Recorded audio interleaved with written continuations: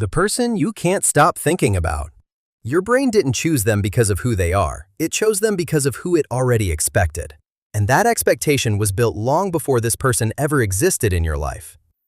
It's 2 a.m. You're reading through old messages you've already read 15 times. Not because you found anything new, because your brain found a pattern and it won't let go until it closes the loop.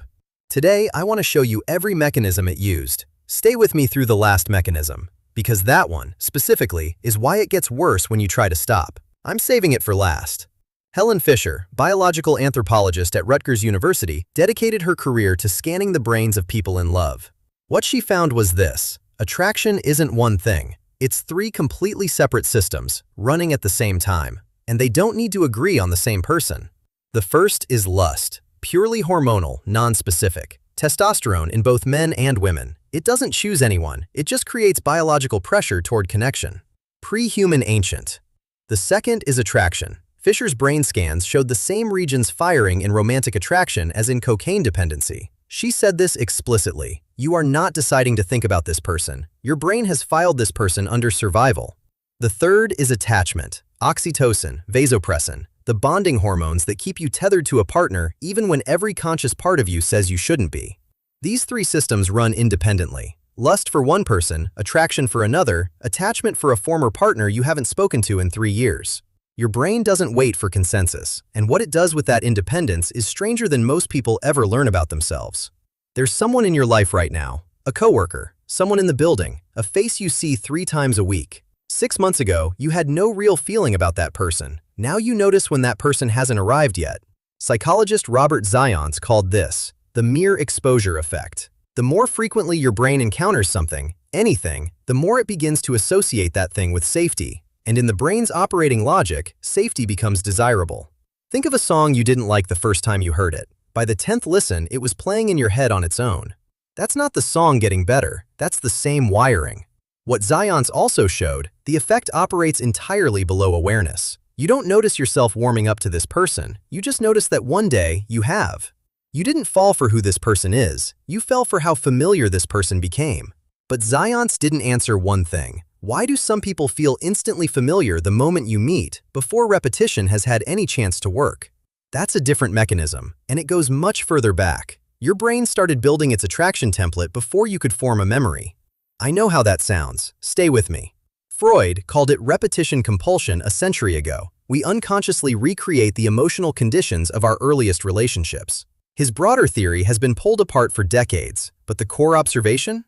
David Parrott, professor of psychology at the University of St. Andrews, gave it empirical backing. His research found that people consistently prefer partners who share facial features with their opposite-sex parent. Not consciously, the brain is pattern matching against the earliest recorded model of safe closeness it ever had.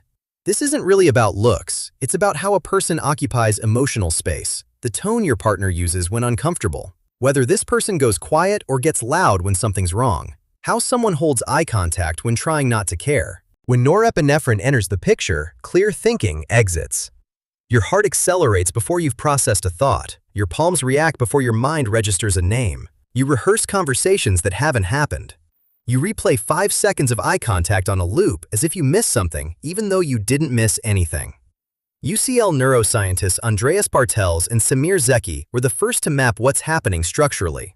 When a person views a romantic partner, the prefrontal cortex, your brain's evaluation center, responsible for rational risk assessment, goes significantly offline. You're being operated by older parts of your brain than you'd prefer. And separately, Donatella Maraziti, psychiatrist at the University of Pisa, compared blood samples from people newly in love with blood samples from people diagnosed with OCD. The serotonin transporter markers in the blood were statistically indistinguishable. Let that land. Your brain chemistry in early attraction is clinically similar to OCD. You're not overthinking your partner. Your neurochemistry has placed this person on the same priority level as an intrusive thought the brain believes it must resolve. And the brain does not resolve it. It just keeps circling. Which brings us to the last one. The one I promised at the start. The specific reason trying to stop makes it worse.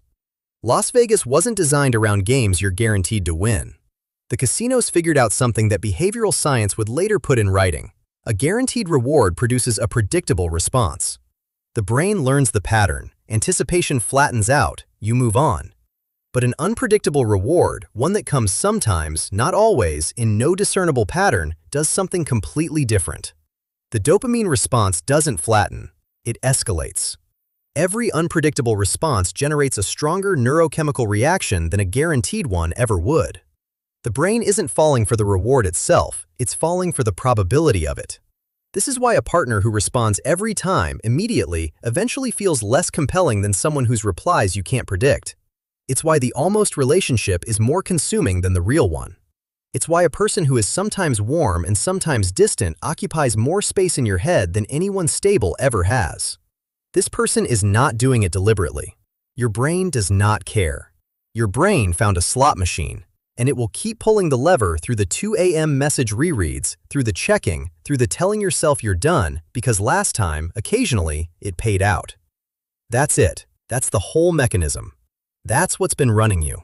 Understanding this doesn't make the feeling disappear, but it does something better. It stops you from mistaking a neurological loop for meaning. The pull you feel might be completely real, but before you call it love, before you call it fate, it's worth asking what's actually running underneath it. Is it familiarity dressed as fate? An old template finding a new face? A brain in chemical override? Or a slot machine you can't stop feeding? Sometimes it's all four at once. You're not weak for feeling this. You're just human running ancient hardware in a world that moves way too fast for it. Drop it in the comments. Which of the four was yours? The mechanism you recognized in a relationship you still think about. Not all four, the one that made something click. If this video moved something in you, send it to someone who needs to hear it. The people closest to you will recognize themselves in it too. Subscribe, and we'll keep going deeper together.